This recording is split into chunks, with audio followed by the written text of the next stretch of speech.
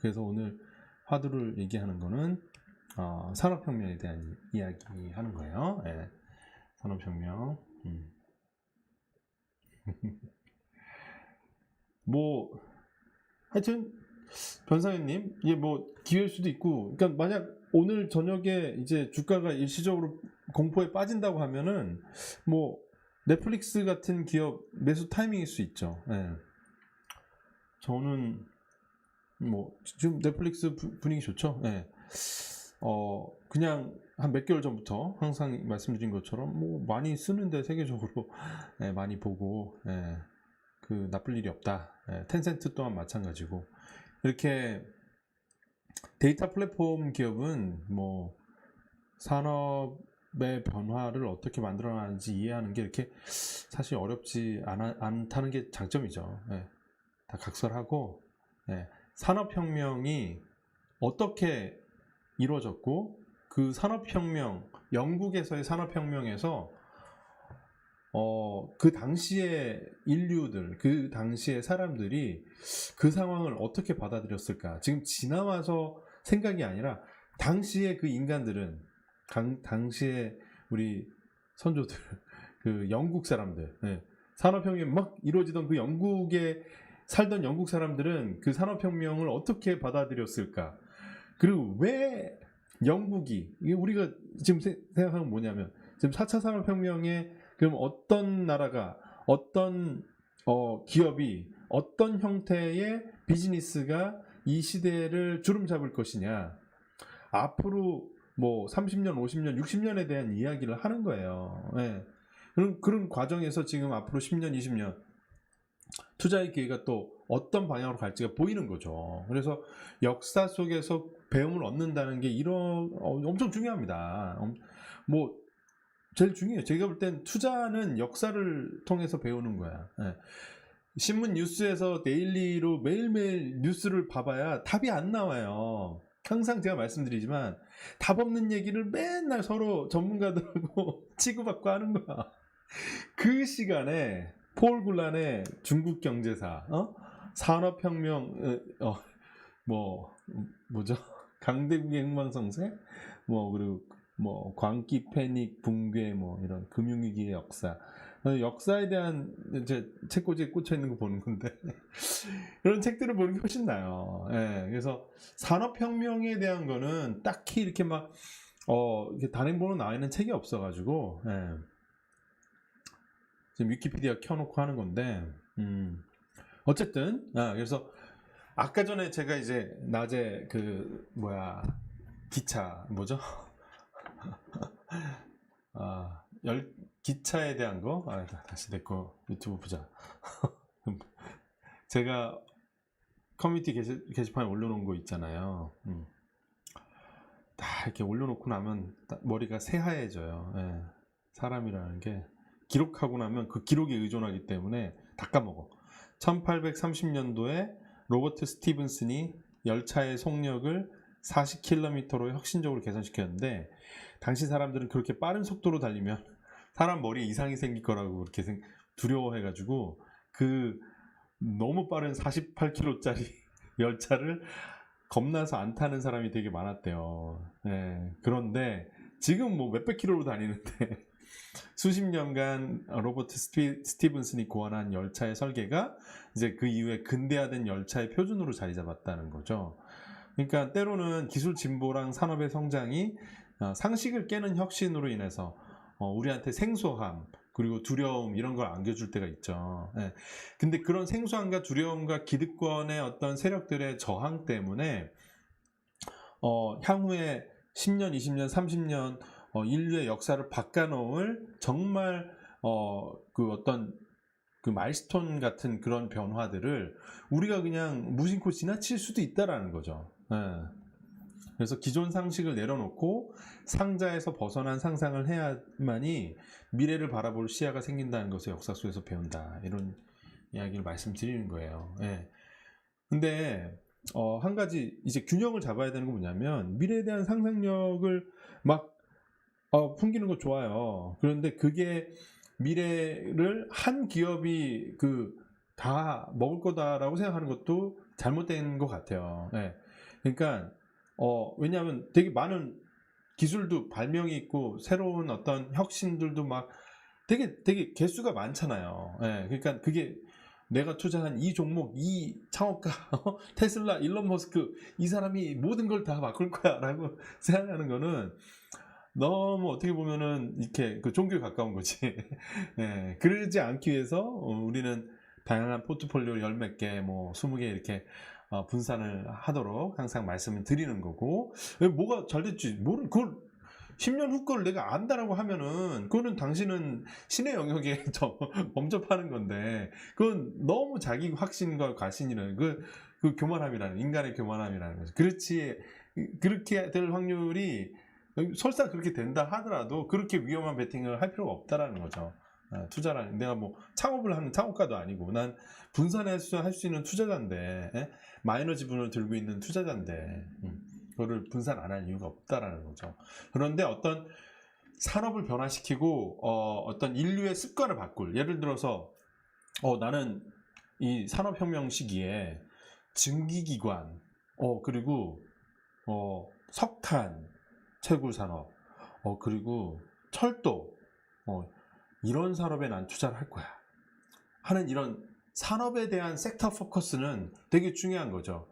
산업혁명이 막 이루어졌는데 나는 저 노동조합, 러다이트 운동, 기계 때려 부시는 저 사람들한테 베팅해야지. 전통적인 가내수공업이 여전히 괜찮을 거라고 생각해. 결국은 저 기계들은 노동자들한테 다 뒤집혀가지고 기계는 나중에 이제 못 쓰게 될 거야. 이거는, 이런 변화는 너무 기차는 너무 빨라서 타면은 몸이 나빠지기 때문에 기차의 산업에 투자하는 거는 되게 잘못된 투자야. 이렇게 생각하는 건 잘못된 거잖아요. 그죠? 그러니까 산업에 대한 변화에 대한 건 되게 명확하게 알고 있어야 되는 거죠. 그건 잘 맞춰야 되는 거죠. 그럼 그 기차 산업에서, 열차 산업에서 그 열차 레일을 까는 회사도 있을 수 있고, 열차의 그 기관 설계를 하는 회사도 있을 수 있고, 다양한 기업들이 있단 말이죠. 그리고 그 기업, 그런 다양한 부품이나 이런 기술에 경쟁자들도 많다는 거죠. 그래서 어떤 딱 하나 기업이 나중에 뭐 카네기가 될지 록펠러가 될지 알 수가 없는 거란 말이죠. 그러니까 그거는 이제 적절한 분산을 통해서 해야 되는 건데. 근데 미래적인 산업은 사실은 공부하면 알 수 있는 거예요. 미래적인 산업은 공부하면 알 수 있고, 무엇을 공부해야 알 가능성이 높아지냐? 현재를 바라보면 잘 안 보이죠.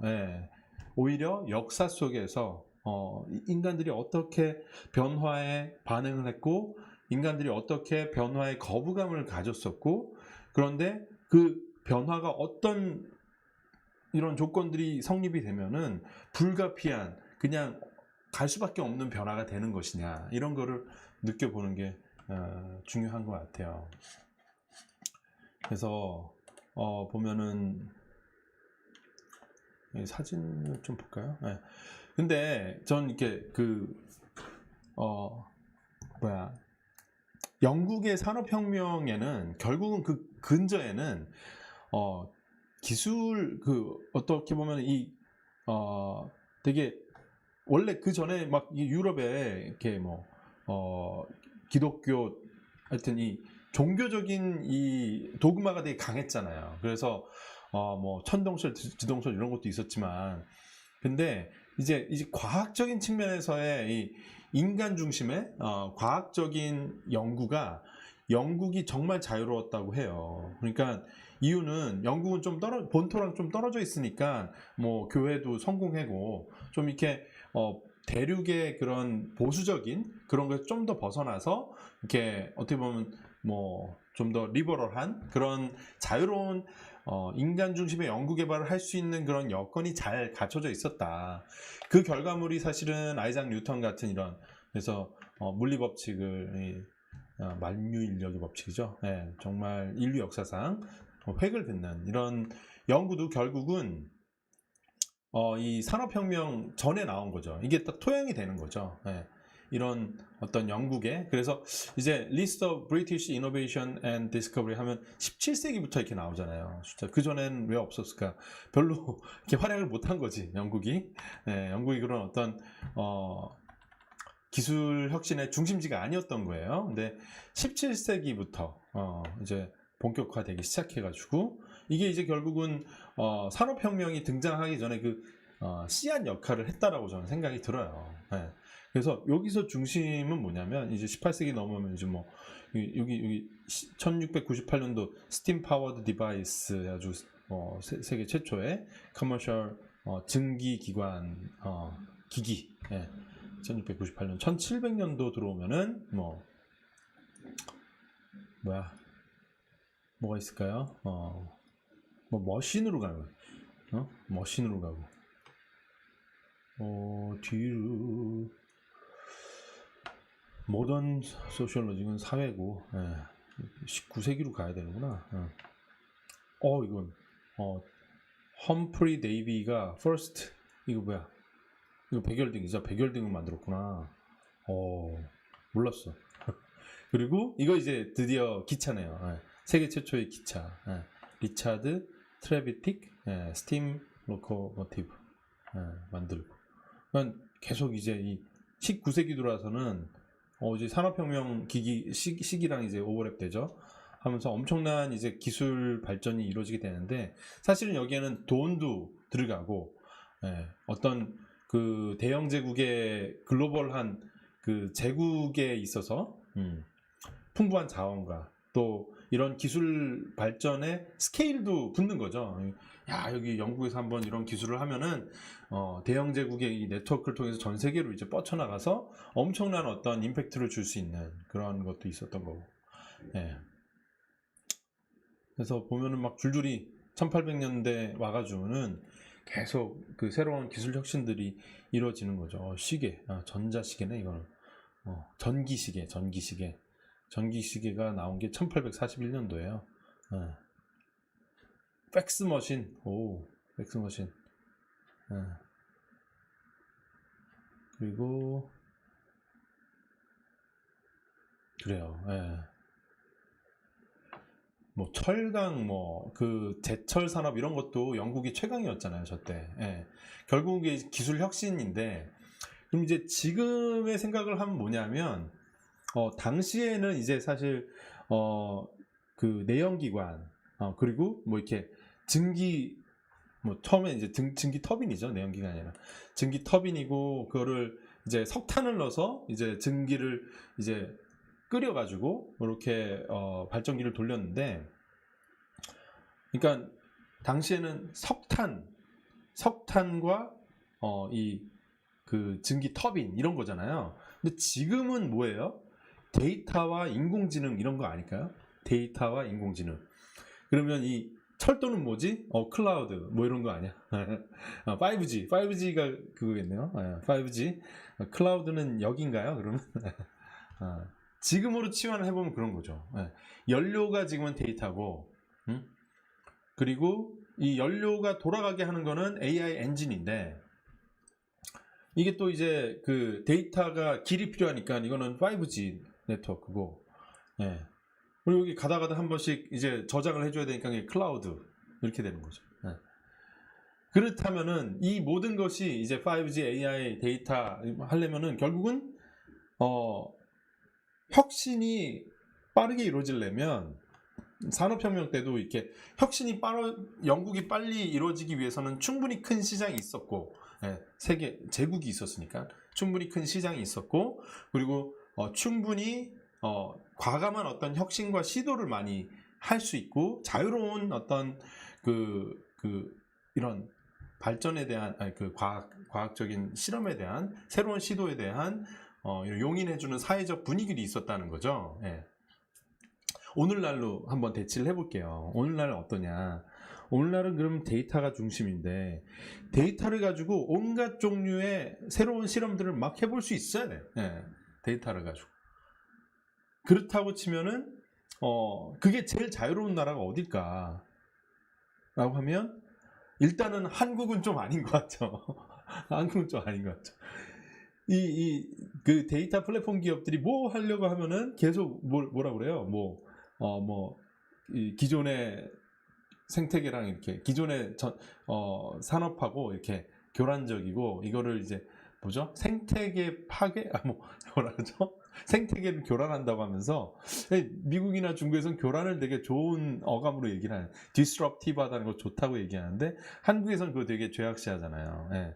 일단 여기서부터 되게 어떻게 보면 데이터를 중심으로 한 이런 새로운 시도와 혁신들이 일어나기 되게 어려운 상황인데 그럼 미국하고 중국 비교를 해보면 미국이 더 이게 자유로울까 아니면 중국이 더 자유로울까 하면은 제가 볼 땐 요즘에는 중국이 더 자유로운 것 같아요. 왜냐하면 중국에서는 마구잡이로 이것을 더 그러니까 이게 인권이 자유롭냐 이런 게 아니라 뭐 표현과 이런 것들이 자유롭냐 이거는 다른 얘기고 이거는 데이터를 가지고 얼마나 자유롭게 혁신을 하고 새로운 실험들 있잖아요. 뭐 아이작 뉴턴 뭐 이런 것처럼 이렇게 새로운 실험을 얼마나 자유롭게 스케일 넘치게 이렇게 할 수 있느냐라는 측면에서 보면은 미국은 이익 집단의 이게 기존의 이제 전통 기득권을 잡고 있는 금융에도 있고 뭐 온갖 분야에 다 이렇게 기득권들이 되게 많은데 이게 또 그 이익 집단들의 보이스가 되게 강하잖아요. 이게 또 이 이익 집단들의 이익을 해하면은 다음번에 내가 뭐 이렇게 지금 선거나 이런 거 할 때 되게 그 악영향을 미친다는 거죠. 그러니까 이제 표심을 생각해서라도 그 전통의 이익 집단들을 다 이렇게 보듬어 가면서 가야 되는 부분이 있다가 보니까 이제 데이터 플랫폼 기업들이 뭔가를 하려고 그러면은 뭐 반독점이다 뭐다 막 이렇게 걸리는 부분도 있고 그리고 이 데이터를 저쪽 분야별로 이렇게 데이터가 넘나드는 부분에 있어서도 상당히 많은 장벽이 있다라는 거죠. 근데 지금 중국 같은 경우는 그런 부분의 장벽이 되게 없어요. 왜냐하면 정권 차원에서 일당이 이 데이터를 가지고 이리저리 활용하는 것을 아주 효율적으로 잘 활용하고 있거든요. 네. 그게 이제 뭐 인권 측면에서 나쁠 수 있죠. 근데 4차 산업혁명의 혁신을 빠르게 이뤄나간다는 측면에서는 지금 영국 산업혁명 시절을 지금 벤치마킹에서 보니까 이 데이터가 이 시대의 핵심이라고 바라보면 4차 산업혁명에서는 이 데이터를 얼마나 빠르게 다양한 분야에 혁신적으로 활용을 하느냐 이거에 따라서 어떻게 보면은 새로운 것들이 퉁퉁 튀어나올 텐데 그런 게 이제 최근 한 3에서 5년 사이에는 중국이 가장 빠르게 이루어지고 있다는 거죠. 네. 그 결과물이 사실은 틱톡이고 텐센트, 위챗이에요. 그리고 그렇기 때문에 트럼프는 사실은 똑똑한 사람이에요. 트럼프는 그러니까 정조준을 하는 거죠. 제일 눈에 가시. 네. 틱톡, 텐센트, 위챗. 이거는 뭐 견제를 해야겠다. 그러니까 견제를 할 만큼 거대한 어떻게 보면 영향력 가진 기업으로 발돋움한 거죠. 근데 결과는 어때요 지금? 행정부에서 그렇게 한다는 걸 또 미국 연방법원에서는 그렇게 뭐 헌법에 위배되기 때문에 규제할 수 없다 이렇게 결론을 내버렸는데 그래서 더더욱 제가 볼 때는 지금 이게 항상 우리는 메이드 인 차이나 시대를 생각을 하지만 지금 4차 산업혁명 데이터가 이 핵심 자산으로 변화되는 이 현재 시점 이게 지금 벌써 한 10년 20년 흘러온 건데 우리가 인지 못한 걸 수 있다는 거죠. 산업혁명급 혁명이 지금 벌어지고 있는 현장에 우리는 살고 있는데도 불구하고 깨닫지 못하고 있는 경우일 수도 있다는 거죠. 뭐 50년 후에 우리 후손들이 봤을 때 우리 할아버지 할머니 세대는 그때는 엄청난 시대 완전히 200년 만에 한 번 올까 말까한 그 변화였어 그때. 스마트폰이 튀어나오고 이게 자율주행차가 그때 처음으로 이제 컨셉이 나왔대요. 인공지능이라는 게 없던 시대도 있었댔는데 그러면서 인공지능이 없이 어떻게 살아? 답답해서 이런 50년 지나서는 그런 얘기 하겠죠. 지금도 우리 어때요? 야 이거 기계가 없이 어떻게 살아? 전기 없이 등 없이 전등 없이 어떻게 살아? 전기 없이 어떻게 살아? 이러는데 사실은 불과 200-300년 전만 해도 없이 잘 살았단 말이에요. 우리 인류는. 네. 잘 살았었어. 근데 사실 이 산업혁명의 결과물이 얼마나 거대했는가. 그러면 앞으로 우리가 겪을 그 바람도 얼마나 거대한 바람일까를 생각을 해보면, 여러분 보세요. 여기 지금 기원, 그러니까 2000년 전, 그러니까 AD 1년, 그냥 BC AD 사이에 그냥 예수님 태어나신 해. 자, 인류의 전체 인구수가 2억 명이었어요. 인류 전체 인구수가 2억 명이었는데 산업혁명 전까지 뭐 대충 이쯤으로 봐야겠다. 이 인구가 2억 명이 1750년 기간 동안 1750년 동안 8억 명으로 늘었으니까 한 4배 정도만 늘었어요. 4배. 4배가 늘었죠. 8억 명으로. 7, 9이니까 8억 명. 4배 정도 늘었어요. 1750년이라는 시간 동안 4배가 늘었는데 이 8억 명이 얼마로 가냐면 지금 2000년대 와가지고는 지금 2015년도 73억 명 됐으니까 거의 98에 72, 네, 9배 성장했죠. 9배. 그래서 지난 1750년간의 변화보다 지금 산업혁명 이후 인구 증가가 훨씬 기하급수적인 거죠. 네. 드라마틱하잖아요. 네. 9배가 증가를 한 거니까, 9배가. 그러면 그만큼 이제 인간의 개체수가 많이 늘었는데, 이제 4차 산업혁명은 그럼 이 개체수를 어떻게 만들 것 같냐? 네. 일자리가 줄어들고 하면 이 자연 감소되지 않겠어요? 아이를 많이 안 낳고. 네. 어쨌든 그러니까 이 어떤 그 200년 전에 있었던 그 산업혁명이라는 게 우리 항상 역사 속에서 봤지만 그게 진짜 생각해보면 진짜 인류 역사 막 몇천 년 사이에서 그런 일이 희한한 일이 발생한 거예요. 네. 근데 거꾸로 생각하면 지금 우리가 겪는 상황도 되게 역사적인 순간 속에 우리 살아가는 걸 수도 있다라고요. 네. 역사적 상황 속에 살아가고 있는 걸 수도 있어요. 네. 그쵸. 지금 중국, 인도가 거의 뭐 다죠. 아시아. 그래서 많은 사람이 중국, 인도, 뭐 베트남 다 아시아잖아요. 유럽 경제 안 좋아지잖아요. 앞으로 미래는 아시아의 시대가 맞는 거죠. 네. 뭐 중국만 좋은 게 아니라 중국도 좋고 지금 인도도 베트남도 지금 경제 성장 괜찮잖아요. 네. 제가 볼 땐 근데 여기에는 또 젊다라는 거, 그리고 이 젊은 인구들이 모바일에 특화되어 있다라는 거. 유럽은 안 된다는 거죠. 유럽은 잘 좋게 안 보는 이유는 뭐냐면 되게 노후화돼 있고 변화에 둔감하고 이 데이터 생태계에서 별 날 모르겠소가 많고 그리고 새로운 혁신에 되게 열려 있는 이 연령대 자체가 적다라는 거예요. 예. 그래서 이게 계속 하락 추세잖아요. 예. 근데 미국은 뭐 또 다르죠. 이게 많이 이렇게 이민자들이 또 계속 이제 젊은 피를 수혈을 해주니까, 예. 대학도 뭐 세계에서 제일 좋은 대학이 있으니까 20대들 팔팔한 20대들이 다 와서 미국에서 눌러 살려고 생각하다 보니까 이 천재들이 계속 이제 미국으로 몰려들잖아요. 예. 그러니까 교육의 헤게모니, 금융 헤게모니 갖고 있으면은 미국은 계속 패권을 가져가는데 이제 중국이 양대 패권으로 이렇게 병행 우주로 이제 가겠죠. 예. 패러렐 월드로 이렇게. 예. 그런 게 이제 뭐 과거에 이제 변하는 세계 질서에서 그 레이 달리오도 뭐 경제 이렇게 되겠지만 결국은 소프트 파워 측면에서 미국이 한동안은 계속 우위를 가져간다. 그건 어쩔 수 없다. 그렇죠. 예. 어쨌든 예. 오늘의 맥락은 그거예요. 그러니까 지금 역사를 바꾸는 터닝 포인트로서 무엇이 그러면 핵심이었을까? 산업혁명에서 자유로운 어떤 혁신의 분위기, 그리고 이런 그 기술 혁신, 네, 계속 이루어지는 거, 그리고 거대한 소비 시장. 네.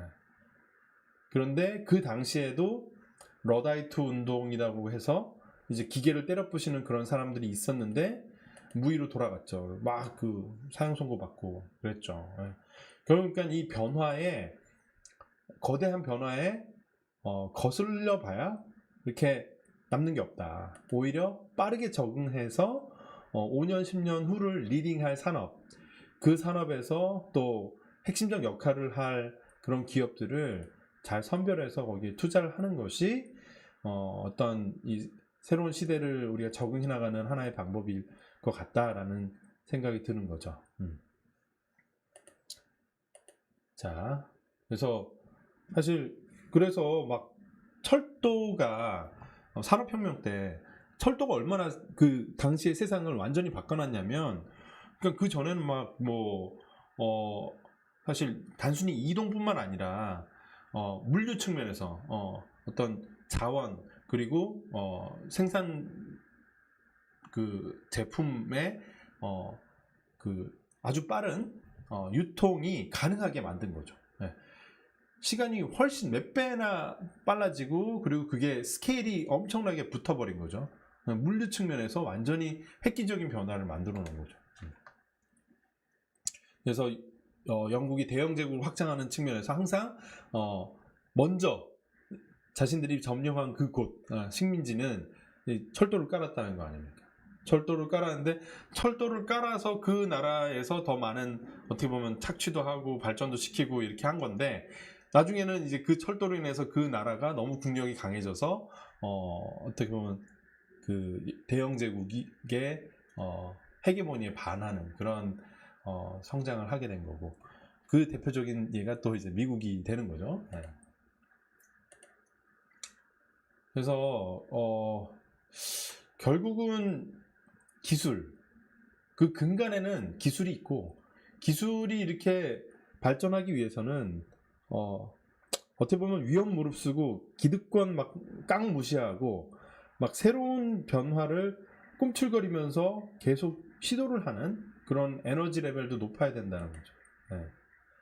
네. 참 그 나쁜 것도 많아요, 사실은. 네, 나쁜 것도 많은 게 뭐냐면 산업혁명 때 어땠어요? 보면은 이런 막 아이들 아침에 막 새벽에 나가서 밤까지 막 7살, 6살 막 이런 아이들을 뭐 거의 완전 착취를 했잖아요. 노동 착취. 이런 애기들 막 말도 안 되는 그런 위험한 일을 시켜가지고 막 상처 입고 애들 뭐 손가락 잘리고 막. 그래서 나중에 법으로 이거를 금지하는 법안이 만들어졌는데, 사실은 지금 이 변화의 흐름 속에서도 사회적인 문제들이 많이 발생할 거라고 예견이 되잖아요. 네.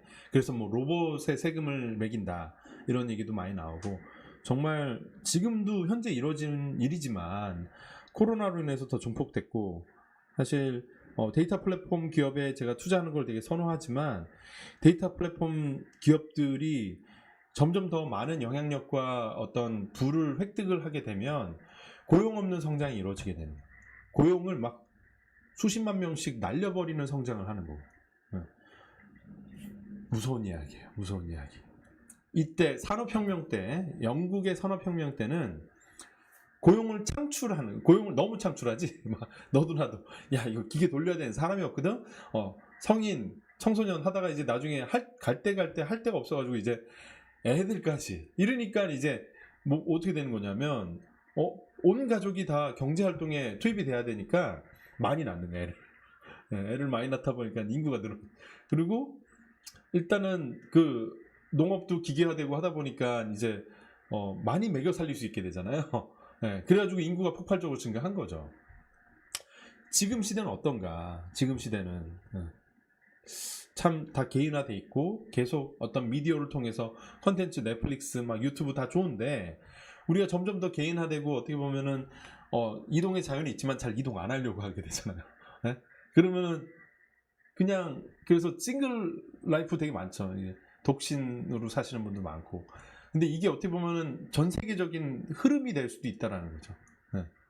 그리고 인간들이 오프라인에서 대면에서 만나기보다, 지금 여러분과 저도 지금 유튜브라는 데이터 플랫폼의 라이브 스트리밍을 통해서 희한한 방식으로 만나고 있는 건데, 지금 135분이 137명이 지금 저랑 동시적으로 커뮤니케이션을 하고 있는. 예. 옛날에는 상상할 수 없는 거죠. 동네 사람들 모이셔야 한 130명이 모이기 어려워요. 그리고 모인다 한들 확성기 돌고 얘기를 해야 되는데 전달이 이렇게 생생하게 안 된단 말이에요. 예. 유튜브라는 것이 이게 정말 이렇게 소통의 방식을 혁신적으로 바꿔놨는데 엄청 개인화돼 있죠. 예. 그래서 1대1 느낌이잖아요. 1대 다수지만 결국 1대1 느낌이잖아요. 예. 더 고독화되고 개인화되고 사람들은 오프라인의 어떤 교류 없이도 클라우드 공간에서 데이터 플랫폼을 통해서 가상의 공간을 매개로 삼아서 다른 사람과 소통을 하는데 다른 사람과 소통도 하고 인공지능하고도 소통도 하고 나중에 지나고 나니까 인공지능하고 소통하는 게 난 더 편한 것 같아 라는 사람이 나올 수도 있어요. 쇼킹한 이야기죠. 네. 그런 쇼킹한 이야기를 영화화한 게 뭐예요? 도대체 영화하고 허라는 영화죠. 필름. 여기 주인공 또 누구야?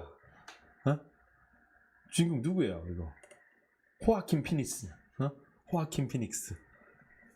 여기서도 연기 쩔었어요. 진짜. 예. 이 허라는 영화 안 보셨으면 꼭 보세요. 예. 제가 지금 말씀드린 이게 그러면 산업혁명 때의 사회적인 병폐가 저런 아이들 착취 그리고 어떤 그리고 빈부차 심해지는 거 이런 게 있었잖아요. 예. 그리고 사실은 2차 세계 대전도 일어났죠. 세계 대전도. 이게 느낌상으로 이렇게 보시면 돼요. 인간이 그 전까지는 세계 대전 진짜 무서운 건데 지금 그러면 우리 인공지능 시대 4차 산업혁명 시대에는 어떤 식으로 국가들은 이기적이니까 치고받고 하니까 또 거기다가 이때는 이제 영국에서 미국으로 한번 손바꿈이 있었죠. 네, 그때도 사실은 사실 미국이 이제 날로 먹었지만 전쟁에 깊이 관여 안 해가지고 이제 쑥대밭이 된 유럽을 바탕으로 자기는 이제 전후에 엄청난 무기나 이런 걸로 돈도 벌고 생산으로. 근데 지금 이 시대에 그럼 어떤 형태의 전쟁, 어떤 형태의 어떻게 전쟁이 벌어져서 이게 세상이 어떻게 돌아갈까? 분명히 우리가 지금 바라보는 10년, 20년 사이에 엄청난 변화가 일어날 것 같아요. 왜냐하면 미국이 이제 중국이 미국 목전까지 쫓아왔잖아요. 네. 이제 PPP 구매력 기준으로는 중국이 미국을 앞선 지 몇 년 됐어요. 벌써 GDP가. 그래서 지금 머리에 뚜껑을 열으라는 말씀을 드리는 이게 단순히 투자에만 도움이 되라 이게 아니라 이 시대를 살아가는 여러분들이 생각을 좀 더 많이 해볼 만한 주제예요. 네. 그래서 자꾸만 영국의 산업혁명 때가 왜 여러분들이 깊이 생각하면 좋냐면 그 전에는 이런 비슷한 변화라는 게 한동안 없었어. 네. 아마 신석혁명, 농업혁명이라고 그러죠. 이렇게 농사를 짓고 언어를 막 이렇게 쓰고 도시를 짓고 막 이렇게 했던 그건 거의 만 년 전인데 이건 너무 멀잖아요. 그건 멀고 그럼 그 사이에 엄청난 변화가 있었냐? 그렇죠. 쪽수로 보면 알잖아요. 별로 그래주얼하게 성장했어요. 세계라는 거는. 그러다가 1800년대에 딱 산업혁명이 있은 후에 기하급수적 성장이라는 게 인류 역사상 처음으로 등장한 거죠.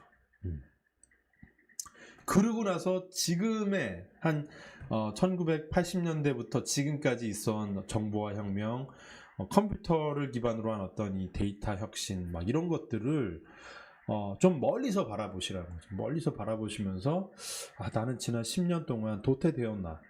아니면 적응을 했나? 나는 앞으로 10년, 20년 후를 어떻게 살아야 할 것이냐? 자, 저 40대고 이 방송을 보시는 분 30대, 20대 계시죠? 네.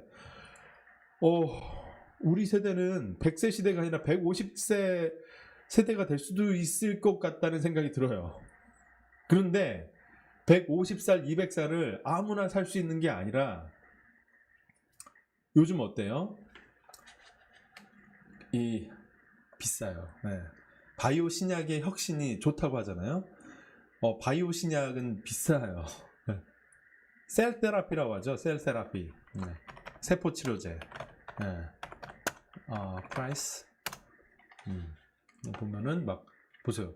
5,000불에서 5만 불이야. 이거 5천만 불이 넘잖아. 이거 5천만 원이 넘잖아요. 한번 테라피 받는데. 예. 이게 뭐냐면 내 세포를 빼가지고 그 세포를 조작을 해. 바이오로.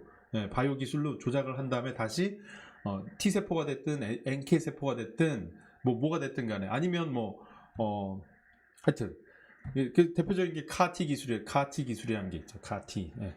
그런 게 가격이 그렇게 비싼 거예요. 프라이스 해봅시다. 얼마냐? 뭐 25만 불에서 27만 5천 불. 원래는 37만 불이었대. 그럼 이게 지금 3억이잖아요. 3억. 카티 시술을 좋아. 카티 기술은 좋대. 근데 이 시술을 받으려면은 3억을 내야 돼. 이런 느낌이야. 그러니까 사실은 앞으로 미래는 애들을 대놓고 막 7세 아이들을 착취하는 그런 공포의 그런 착취의 시대가 아니라 돈으로 어떻게 보면은 이 계급이 어떻게 나뉘냐? 당신은 수명이 예를 들어서 이런 거죠. 그 자산이 100억이야. 당신의 기대 수명은 200살입니다. 자산이 10억이야. 당신의 기대 수명은 100살입니다. 자산이 1억이야. 당신의 기대 수명은 얼마입니다. 이런 미래가 올 수 있다라는 거죠. 네. 제가 볼 때는 충분히 가능한 그런 상황이고 이 상황이 사실은 이미 도래했다라는 거예요. 카티 기술이 막 됐어. 보편화됐어. 이미 그 상황이 되는 거예요. 이거 말기암 환자 카터 대통령 이거 카티 시술 받아가지고 한 방에 말기 암 다 났잖아요. 네. 그러니까 이게 안정성 입증되고 다양한 암에 적용이 된다고 하면 암 4기에도 난 살 수 있는 가능성이 있는데 3억짜리라 이거죠. 현금 3억이 없으면 못 하는 거. 이게 얼마나 부당하냐 이거죠. 근데 벌써 지금 바이오 산업이 그렇게 구축이 되고 있기 때문에 이게 생명이라는 것이 이 빈부차에 따라서 이 기대 수명이 달라지는 그런 시대가 되는 거. 그게 바로 이 향후의 미래 시대에 사회적 문제가 되지 않을까 이런 생각이 들어요. 네. 테드유님 진짜 그럴 수도 있죠. 네. 되게 씁쓸한 거죠. 씁쓸한 거. 네. 그래서 또 봅시다. 당시에 산업혁명 당시에 또 그때의 문제는 뭐였냐면 너무 많은 사람들이 대도시로 왜 공장이 막 처음 생기니까 그 전에는 막 이렇게 분산화돼서 경제가 좀 이렇게 흩뿌려져 있었잖아요. 흩뿌려져 있었으니까 막 저 동네에서 이제 그 배틀로 막 이렇게 면도 만들고 그러니까 직물도 만들고 이렇게 깡깡이질 해가지고 철물도 만들고 막 이렇게 했는데 도시가 커졌죠. 기계가 되고 이제 자본 집약적이고 기계가 몰리는 곳이 이제 도시고 도시에 그러면 노동력도 많이 필요하고 하다 보니까 도시에 막 사람들이 몰려 사는데 이제 인류 역사상 그렇게 몰려 살아본 적이 없는데 그냥 몰려 살다 보니까 막 그냥 배설물이나 이런 것들을 그냥 다 아무런 처리 안 하고 막 갖다 분 거죠. 그래가지고 그걸로 인해서 막 전염병도 많아지고 이렇게 됐었는데 콜레라가 수시로 창궐해서 많은 인명을 이제 앗아갔다. 제가 이제 영국 산업혁명 밀리의 서재를 통해서 역사의 터닝 포인트라는 책을 좀 참조를 하고 있어요. 요건 요 화면을 쉐어를 못 하게 돼 있어. 그래가지고 지금 못 보여드리고 있는데,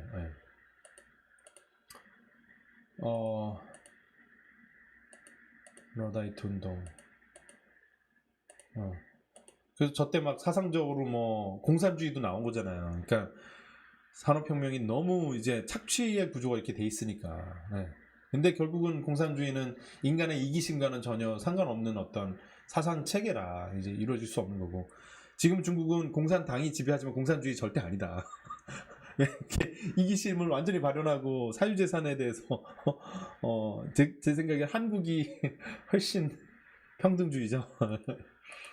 중국은 진짜 뉴욕 맨하탄하고 상하이는 거의 제 생각에 쌍벽일 거예요. 예, 정말 세속적인 자본주의죠. 예. 그런 거 말씀드렸죠. 중국에서 아파트 분양받을 때, 이거 아파트 평수 한 뭐 20평당 애 한 명 그 단지 내 학교 보내려면은, 그러니까 40평 집을 사야 애를 둘을 단지 내 학교를 보낼 수 있어.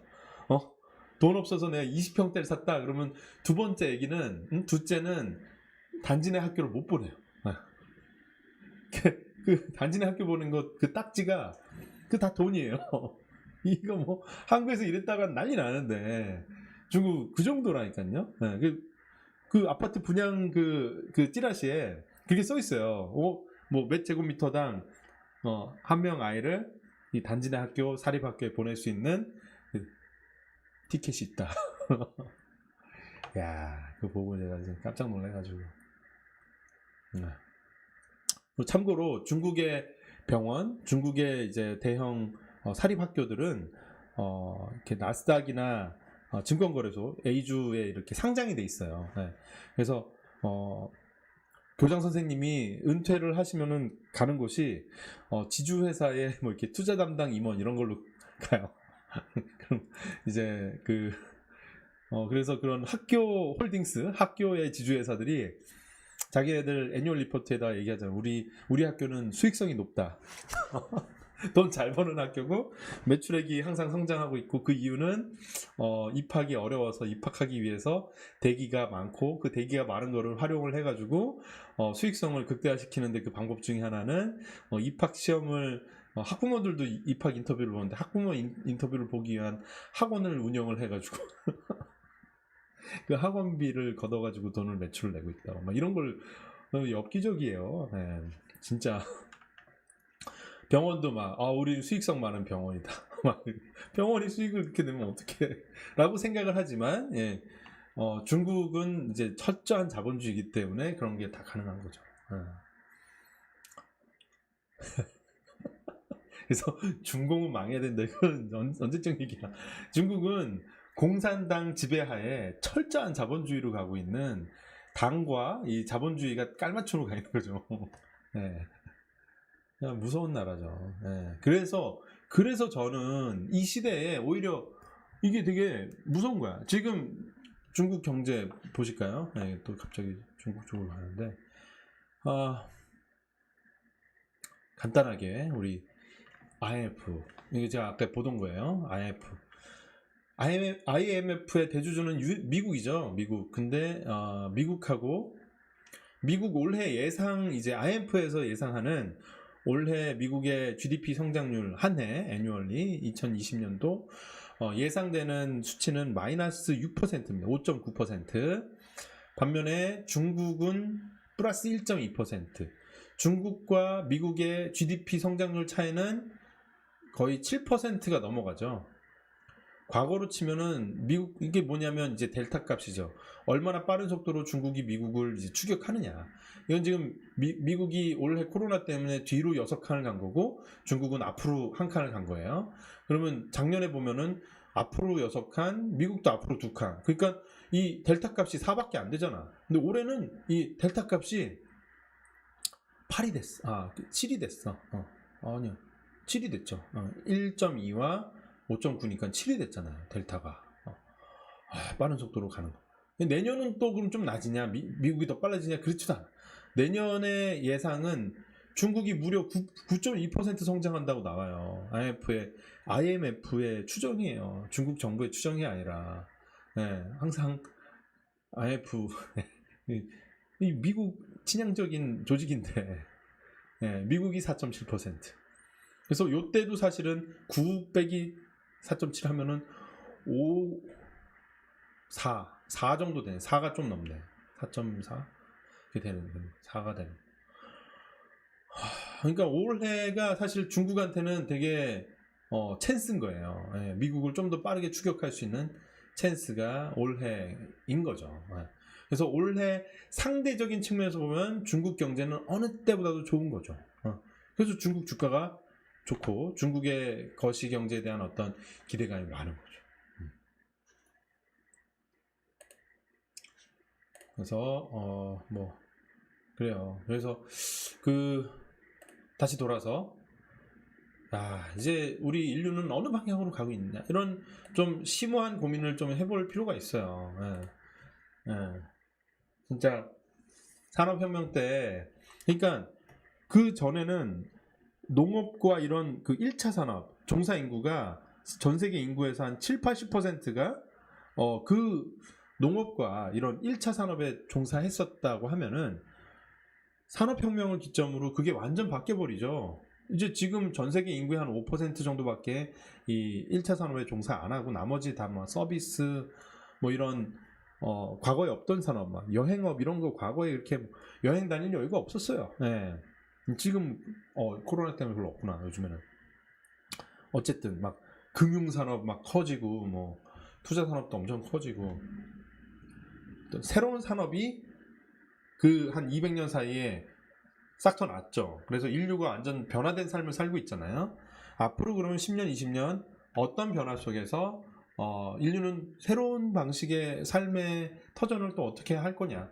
하이리 파서블 가능성 높은 건 뭐냐면 클라우드에서 살아갈 가능성 되게 높은 것 같아요. 우리가 클라우드를 삶의 터전으로 생각할 가능성이 높다. 네.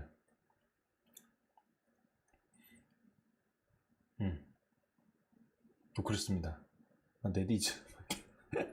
자, 우리 여러분들 이게 심오한 얘기하고 있는데 종목 가지고 우리 토론하고 있어. 아니, 집중 안 하고 진짜 싹 떨어지네. 아니 아무리 종목에 대한 관심이 그렇다 쳐도 열심히 떠들고 있는데 옆에서 네디즈 오늘 있어요. 뭐 수업 중간에 이렇게 속삭일 수 있는 거니까. 하여튼 선생님은 열심히 강의하고 있다. 우리 이런 거 얘기 좀 더 토론해야 되는 거 아니야?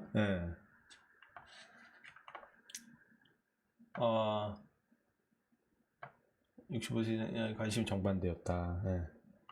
중국이 6% 뭐. 지금 댓글 보고 있어요.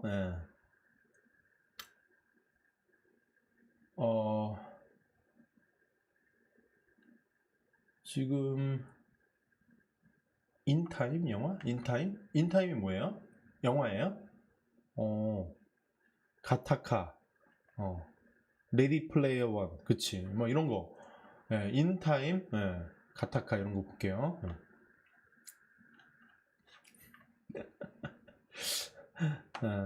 지금보다 근로 시간이 엄청나게 줄어들겠죠, 박상현님. 너무 좋은 말씀이세요.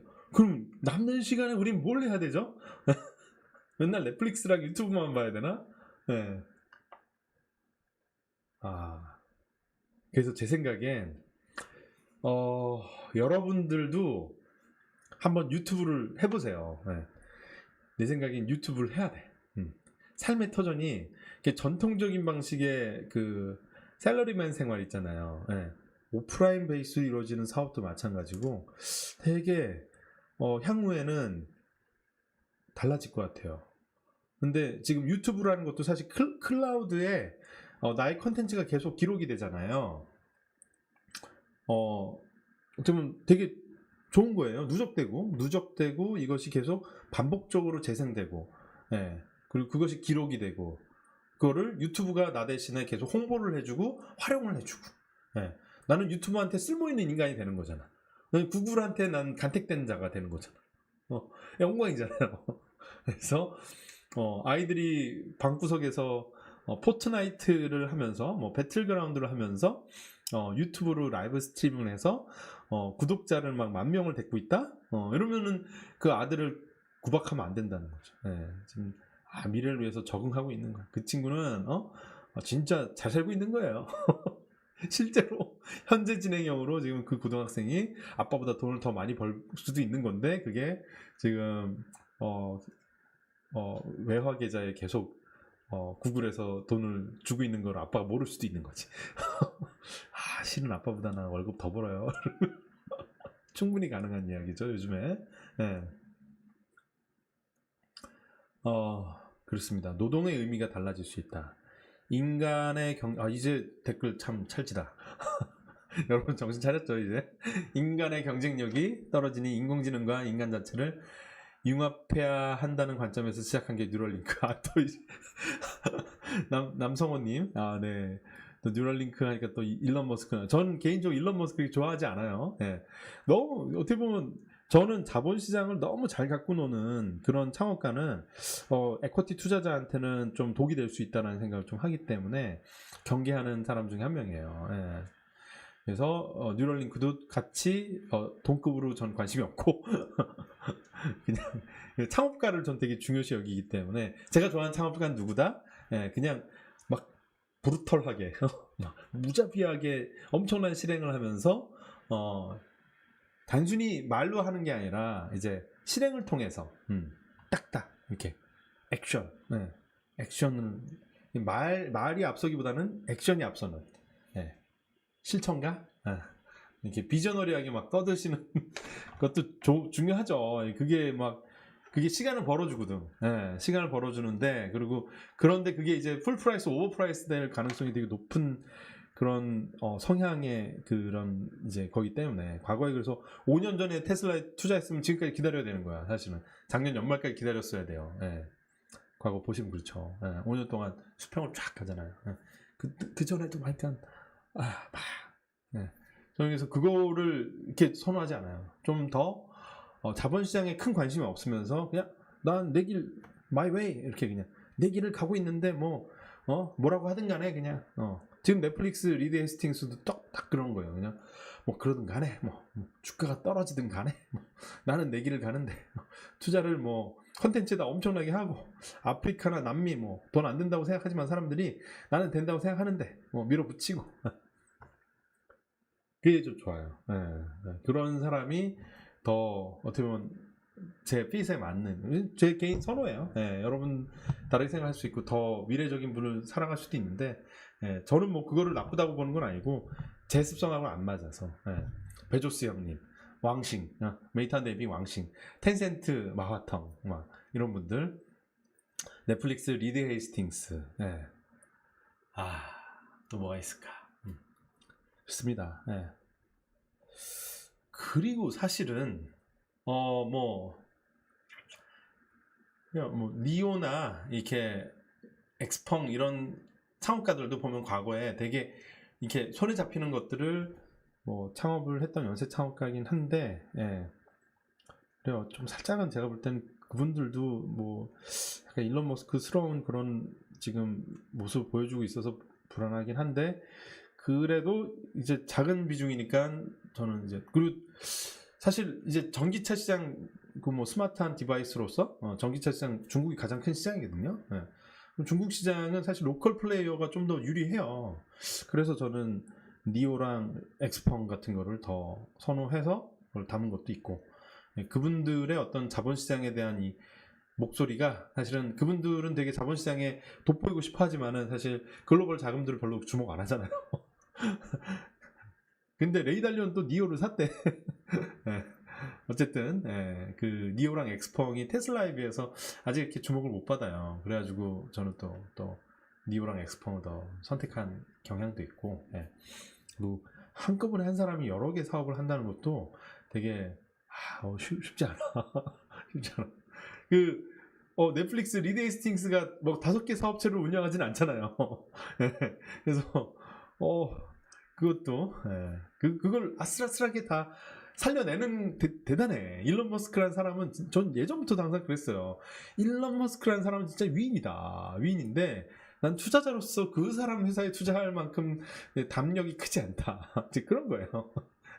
그 두 개는 별개예요. 좀 일론 머스크 위인 좀 봐요. 지금도 우리 아이한테 사줬어요. 대단한 사람 아니냐. 멋지게 보고 진짜 막 감동의 눈물을 흘리죠. 진짜 멋있는 사람이야. 하지만 주식 투자하는 주주는 내 돈이잖아. 내 돈은 안전하게 굴러가야 되니까 좀 더 그렇다고 제가 안정지향적인 투자만 하는 거 아니죠. PSR 10배 넘는 것도 많이 하는데 핏에 맞는 게 중요한 거예요. 핏에 맞는 거.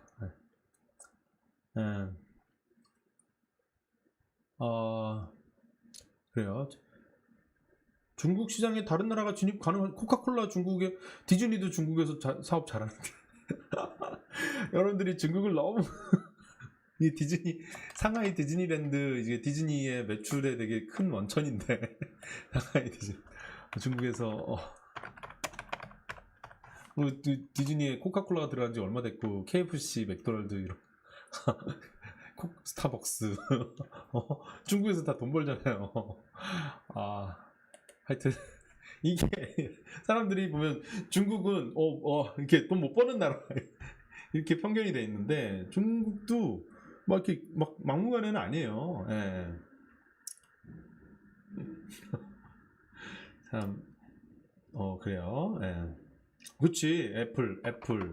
애플의 애플 매장 애플 플래그십 스토어 상하이 푸동에 있는 게 나오나? 이게 지금 이거 루자주에잖아요. 이거 여기 동방명주 앞에 여기 IFC 빌딩 있고 여기 지하에 이렇게 애플 있고 다 장사 잘합니다.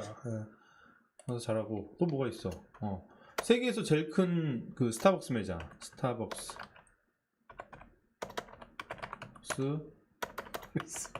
스펠링 상하이 시간이 1시간이 넘어가니까 손에도 힘이 빠진다. 플래그십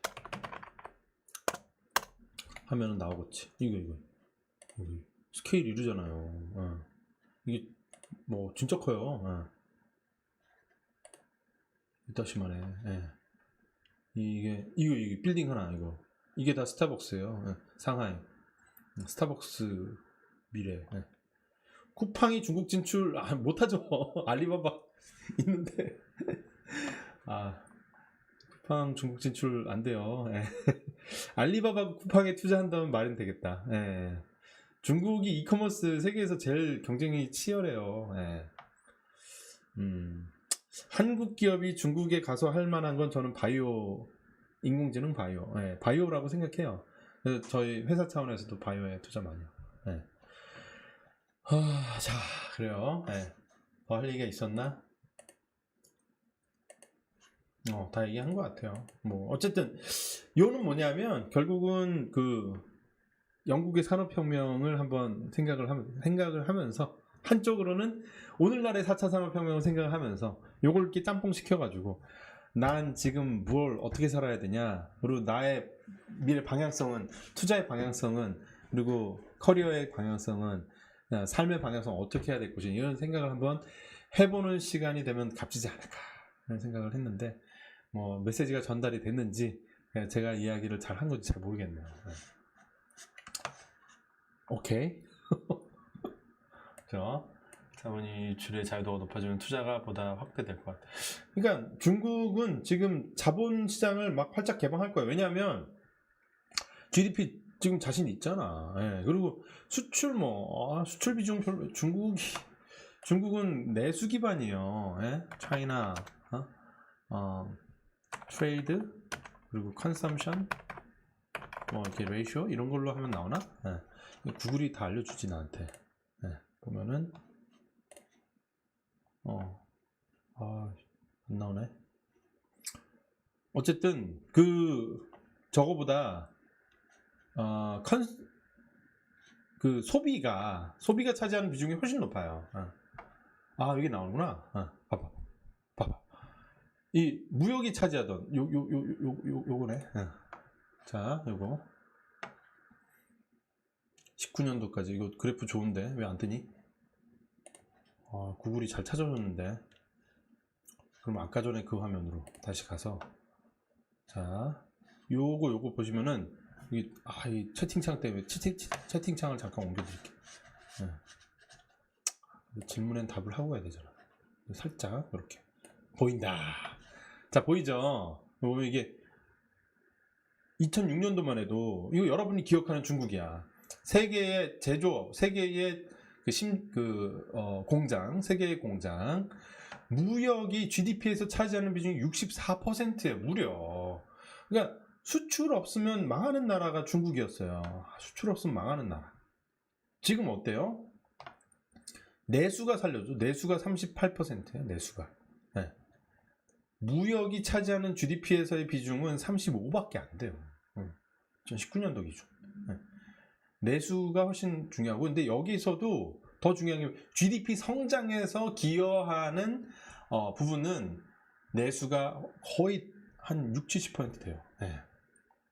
자, 알렉스오님, 중국 빈부격차 크죠? 미국도 커요. 미국도 커요. 그래서 그거는 저는 어떻게 생각하냐면 패권 국가의 공통된 그 특성이다. 양대 패권 국가는 자본주의 극단으로 가기 때문에 빈부차 확실하게 내버리는 거죠. 한국에 사는 게 중산층으로 사는 게 훨씬 더 그 상대적 행복 지수가 높을 수 있어요. 중국에서 연소득 1만 불 이상 인구가 7억 5천만 명. 좋습니다. 미국에 혹시 넷플릭스에서 그거 보세요. 그 뭐지? 진짜 이거 보시면은 우리가 모르던 미국을 많이 알거든요. 미국에 대해서 항상 하산 미나즈 쇼.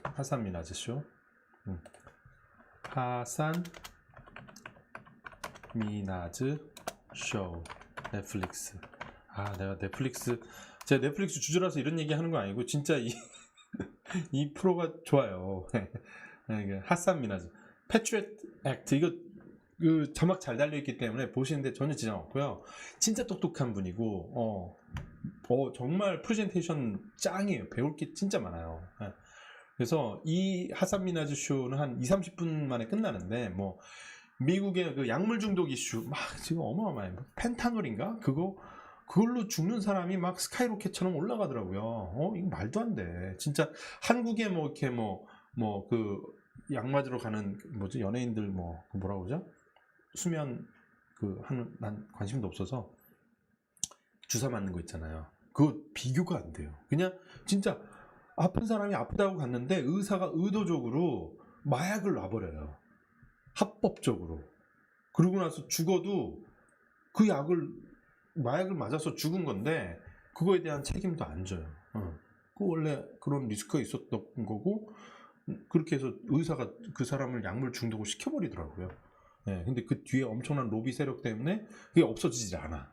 뭐 진통제다 뭐다 좀만 아프면 그 마약을 줘버려. 근데 헤로인에 뭐 수십 배 이 효과가 나는 그만큼 중독성이 높은 건데도 합법적으로 팔더라고요. 거기다가 그때도 말씀드렸듯이 막 약값이 막 인도나 중국 대비 막 수십 배 비싸단 말이죠. 약값이.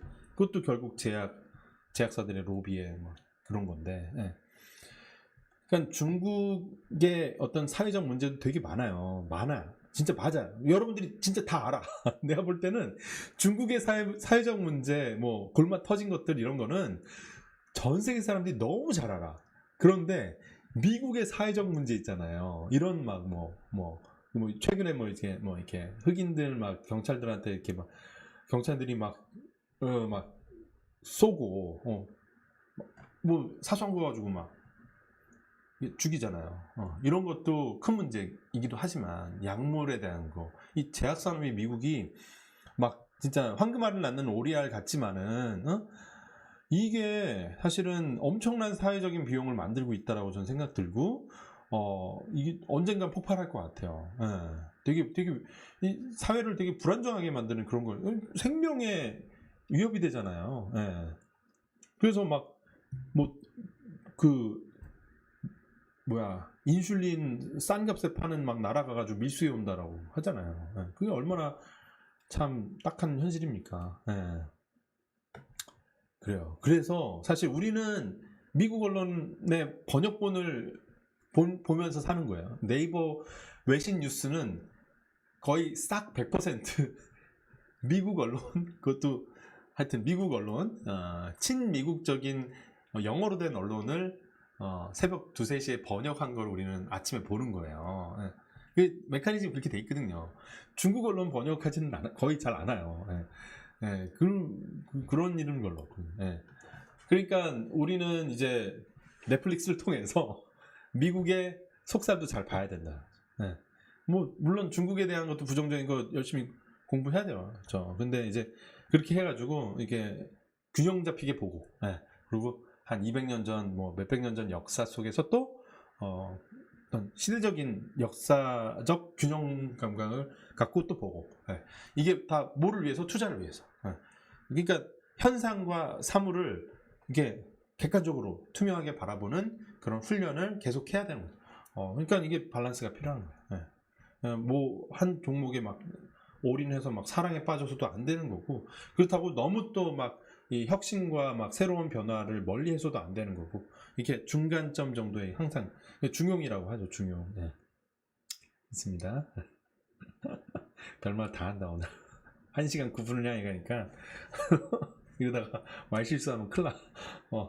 자, 항상 이제 유튜브라는 게 양날의 검이에요. 이렇게 많은 분들하고 지금 180분 하고 제가 소통을 하는데, 이런 소통을 하는 게 되게 뭐 영향력이고 나의 뭐 즐거움이고 할 수도 있겠지만, 동시에 한마디 말을 잘못하면 또 그냥 디제스터가 될 수 있죠. 그래서 항상 긴장합니다. 요즘 라이브 할 때마다 무서워요. 그래서 네, 어쨌든 네. 자, 오케이. 네. 섹터? 센티멘트? 내가 그림. 그런데 여러분, 그 주식은요, 시장 센티멘트를 좋을 때 사야 돼, 나쁠 때 사야 돼요? 답해주세요. 주식을 매수를 하려고, 내가 여윳돈이 있어. 매수할 타이밍은 언제? 우리 오래된 구독자님들은 아실 거야. 응? 마켓 센티먼트가 좋을 때 사야 돼, 나쁠 때 사야 돼요? 응? 답 나올 때까지 난 기다린다. 어차피 라이브 1시간 지금 10분을 향해 가는데 시간 상관없이, 네. 공포가 극에 달했을 때, 안 좋을 때 답 맞습니다. 그래서 그걸 좀 뭐라 그러죠? 시장의 사이클과 수익의 사이클은 정반대죠. 그래서 한 달, 두 달 전에 막 시장 막 동학 개미, 서학 개미 운동 막 모두가 주식 사자고 할 때, 그때 사면, 그때 샀던 주식들, 뭐 어쩔 수 없이 좀 뭐 IPO한 주식들은 그때 조금씩 담았어요. 근데 그때 샀던 주식들은 다 지금 마이너스일 거예요. 네. 왜냐면 고점을 잡았으니까. 네. 고점을 잡은 이유는 뭐예요? 특별히 그 기업이 나빠진 게 아니야. 네? 막 슈레딩거나 테슬라가 그 한 두 달 사이에 기업이 나빠지지 않았어요. 네? 그냥 그때가 많이 핫했던 거예요. 아, 뜨거운 물에다 몸을 담그니까 뜨거운 거죠. 네. 그러니까 만약에 투자를 하고 싶으면, 기다렸다 상황이 좋아지면 투자를 해요 라고 하면 안 된다니까요. 투자를 한다고 하면 사람들이 무서워할 때, 지금 막 사람이 트럼프가 저래가지고 사람들이 두려워해, 공포에 매도를 해. 그럼 자기가 기다렸던 종목이 있을 거 아니에요. 거기에 가격이 있을 거 아니에요. 그 가격이 내가 원하는 가격까지 떨어지면 사면 되는 거예요. 뭘 기다려? 네. 센티먼트 좋아지는 거 기다리면 또 고점에 물리는 거야. 스텝이 계속 이렇게 수익의 스텝과 엇박자로 그냥, 왜 그런지 알아요? 나는 안전하고 싶고, 나는 사람들하고 동조하고 싶어. 그러면 여러분만 그런 생각을 해요? 모두가 똑같은 생각하니까 함께 움직이잖아. 그럼 다 같이 그 콘서트장 나올 때처럼 막 몰려가잖아요. 하늘의 별 따위가 되는 거예요, 수익 내는 게. 남들이 다 외면할 때는 주가도 떨어지죠. 거꾸로 말하면 뭐예요? 똑같은 주식이 그때는 싸다 비싸다? 싸다. 쌀 때 사는 게 좋아요? 비쌀 때 사는 게 좋아요? 이렇게 물으면 또 대답 잘 하시지. 쌀 때. 싼 게 좋으니까. 근데 쌀 때는 공포가 팽배할 때가 싸다. 값이 상대적으로 쌀 때는 사람들의 공포감이 클 때 싸거든요. 그럼 그 공포를 이겨낼 수 있는 게 뭐예요? 투자의 근육이라. 투자의 근육을 키우기 위해서는 뭘 하면 된다? 돈두 채널을 정기 구독하면 된다. 죄송합니다. 죄송합니다. 뿌하이스.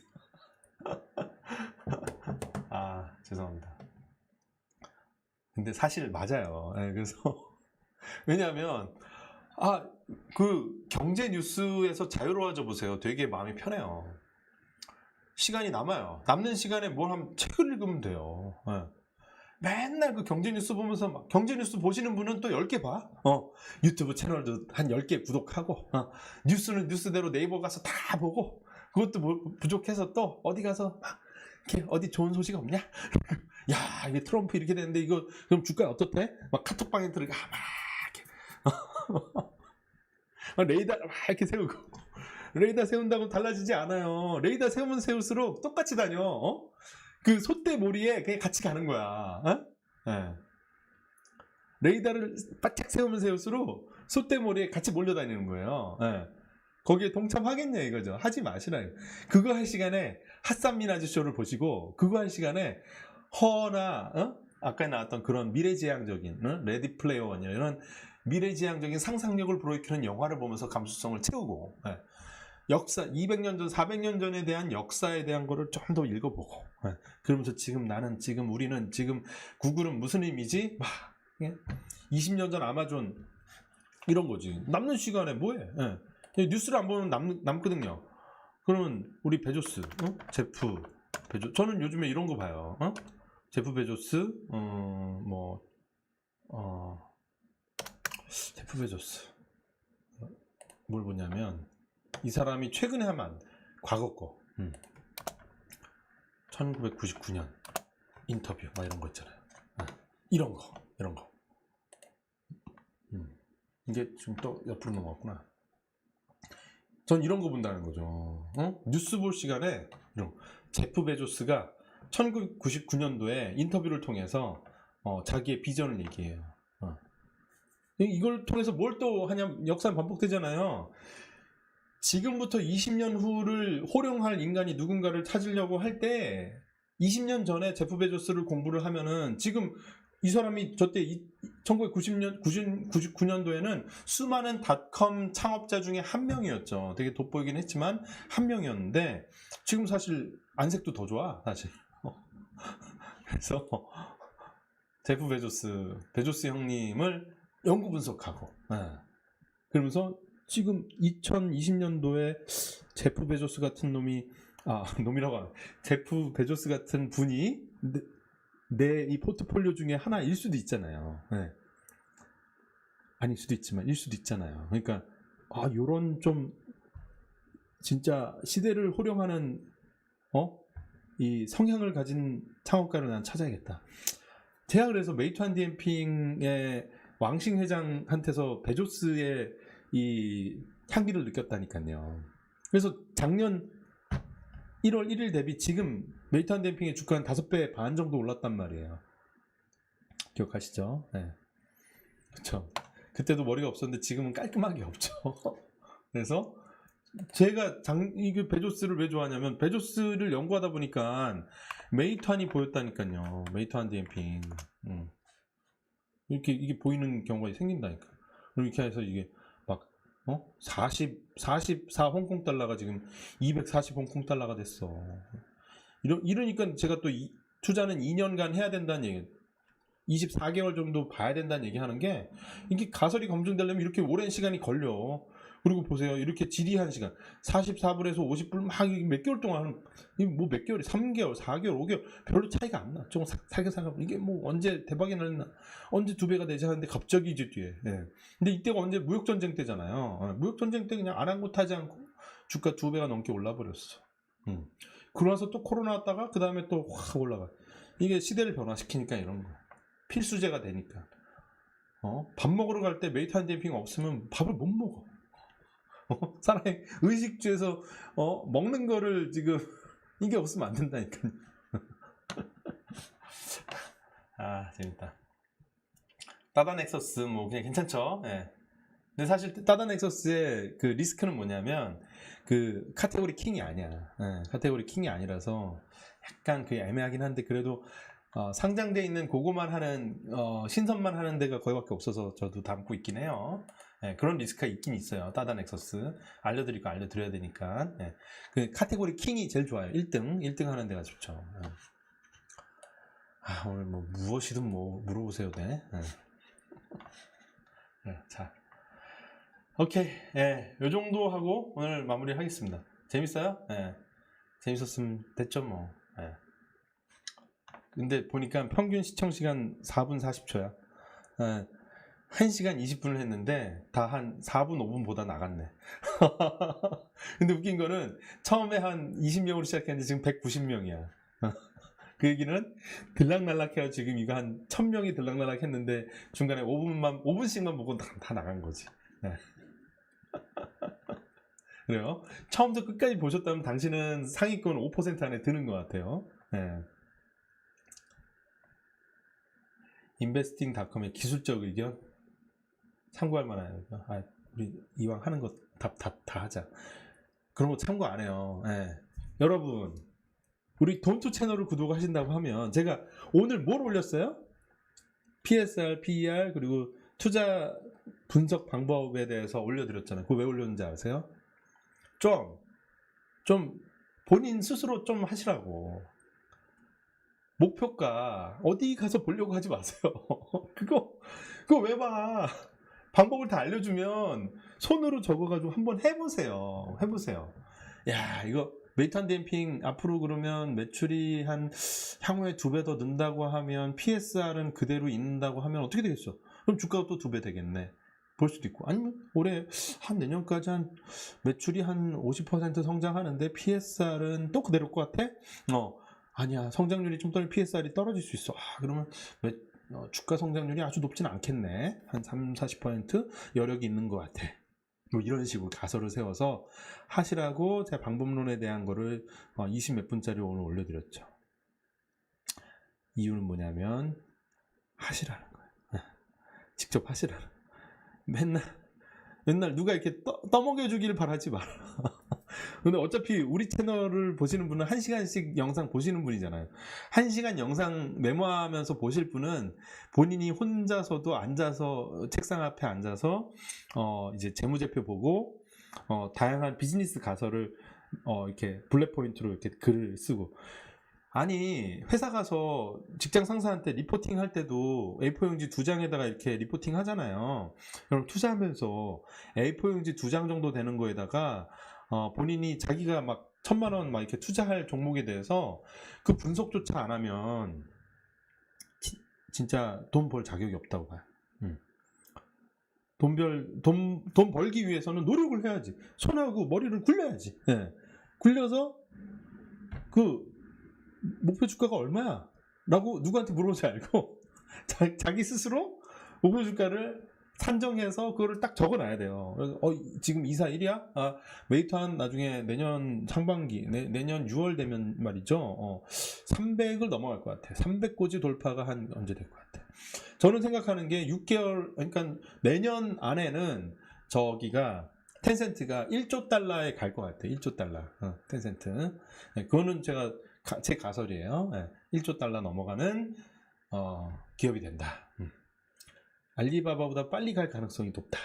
이렇게 약간 불안하지만 알리바바 너무 잘하면 어떡하지? 이 생각하는데 전 텐센트 빠기 때문에 어쨌든 죄송해요. 아까 전에 한 말씀 질문 주신 거에 제가 너무 세게 받은 것 같은데 애정의 표현인 거 아시죠? 애정의 표현. 구독자를 사랑하는 마음으로 애정 어린 어떻게 보면은 이 채찍질을 좀 이렇게 세게 좀 한 건데 다 널리 이해해 주시리라 생각하고 다 이제 뭐 제 형님일 수도 있고 뭐 저보다 연배 많으실 수도 있는데 제가 주제 넘게만 이렇게 잔소리 한 걸 수도 있어요. 근데 사실 진짜 그건 맞기 때문에 투자는 바쁘게 손으로 하는 거예요.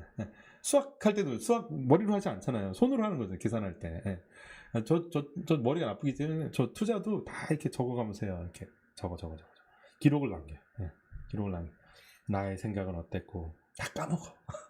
기록을 해도 까먹어. 기록한 걸 잘 보관해야 돼. 보관할 때가 어디예요? 그래서 유튜브에 보관하고 있는 거예요.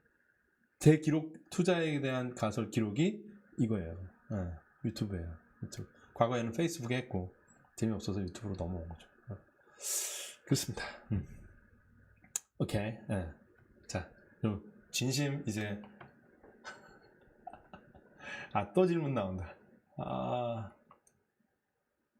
우시 앱텍 우시바이오? 아니 뭐 아빠가 좋아 엄마가 좋아 그 느낌이에요. 우시 앱텍 우시바이오. 근데 모 회사가 우시앱텍이니까 좀 더 다양한 영역을 관심이 있다면 우시앱텍을 하세요. 예. 우시앱텍의 부분 합이 또 부분으로 자회사로 갖고 있는 게 우시바이오니까. 예. 뭐 나는 바이오 전반적인 뭐 우시바이오까지 한 방에 그럼 우시앱텍을 투자하시면 돼요. 예. 모자 관계군요. 모 회사가 우시앱텍, 자회사가 우시바이오. 내가 그린 미래님 답 드린 거예요. 네. 진짜 갑니다 이제. 바이바이.